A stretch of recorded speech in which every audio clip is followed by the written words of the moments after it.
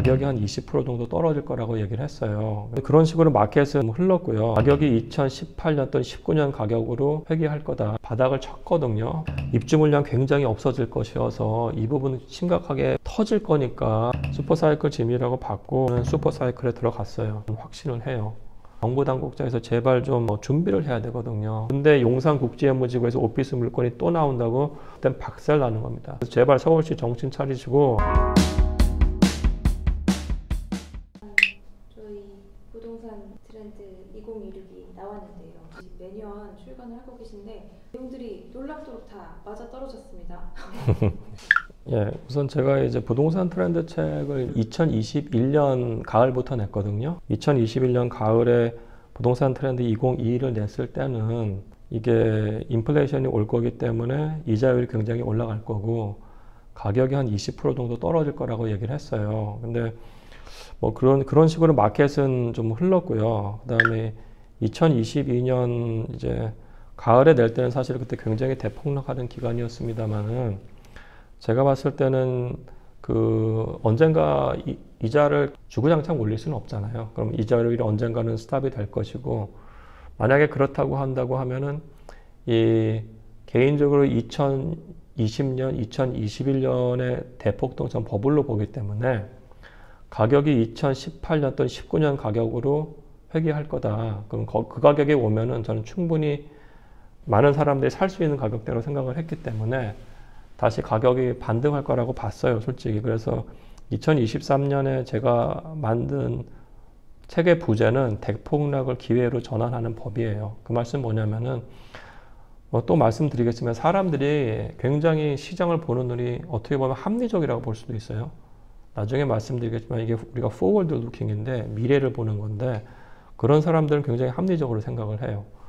그래서 그런 사람들이 봤을 때는 저는 2019년 가격은 매수에 굉장히 합리적인 가격대다. 그래서 대폭락을 기회를 잡는 법에서 제가 여러 가지를 언급을 했는데 근데 그 가격대가 왔을 때 사람들은 미리 움직이더라고요. 사실 보니까.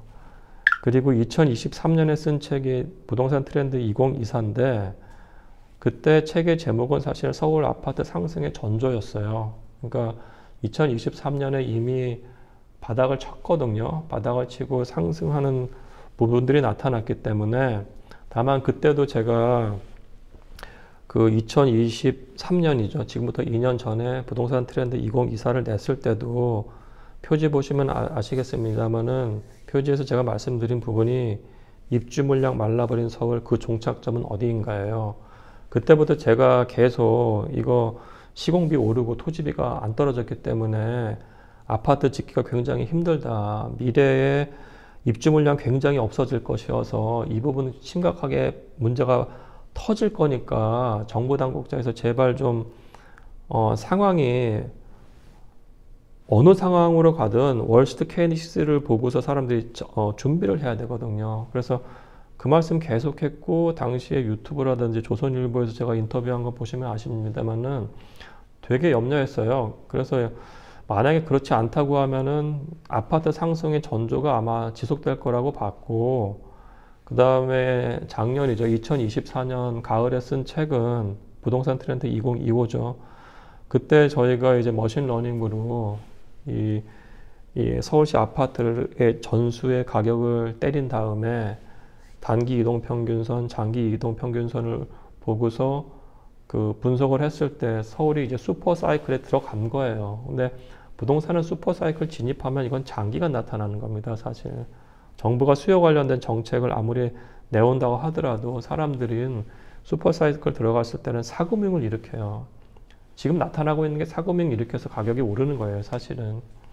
슈퍼 사이클 진입이라고 봤고 올해는 이제 2025년 가을에 냈죠. 이 책이 이제 부동산 트렌드 2026인데 여기서는 이제 좀 자극적이긴 합니다만은 서울 집값 상승 도미노 본격화예요. 이건 어쩔 수가 없습니다. 제가 봤을 때 이건 팩트니까.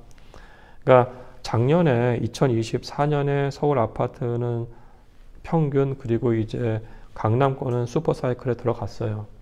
근데 올 초에 강북권이 거의 들어간 걸로 전 확신을 해요.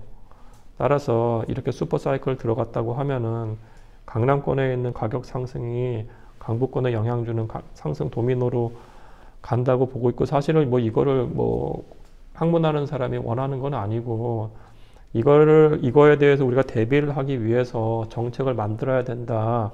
거대한 분양시장을 만들어야 된다는 얘기를 사실은 작년 책에 했어요. 부동산 트렌드 2025에서 2024년에 나온 책에서도 거대한 분양시장 안 만들면 큰일 날 거라고 했는데 여전히 안 만들고 있는 겁니다. 그러니까 627 정책, 97 정책, 929 서울시 정책을 보면은 거대한 분양시장을 얘기할 수 있는 얘기는 아무것도 없어요. 다만 그나마 다행인 거는 97 정책의 절반의 성공인 이유는 거대한 분양시장을 만들 수 있는 판은 만들어 놨다는 거예요.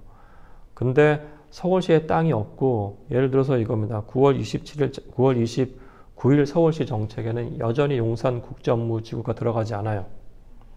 용산국제업무지구는 땅이 15만 평이고요. 거기 용적률 1000% 준다고 했기 때문에 150만 평의 연면적이 나올 수 있는 부지입니다.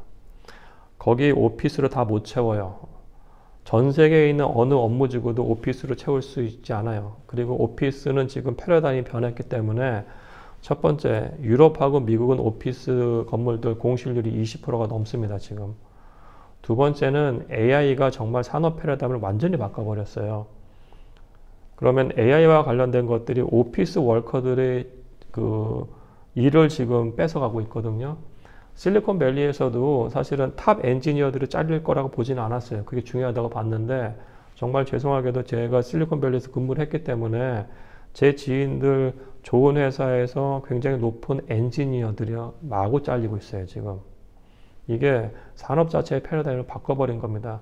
그리고 우리가 원하는 만큼의 오피스 건물이 필요가 없을 수가 있어요. 그리고 두 번째, 2029년하고 2030년에 세운상가 주변에 오피스 빌딩들이 무지막지하게 나옵니다. 그게 서울시의 오피스 시장을 엄청나게 누를 거예요. 몇 년에 걸쳐서. 근데 용산국제업무지구에서 오피스 물건이 또 나온다고 서울 오피스 시장 그땐 박살 나는 겁니다.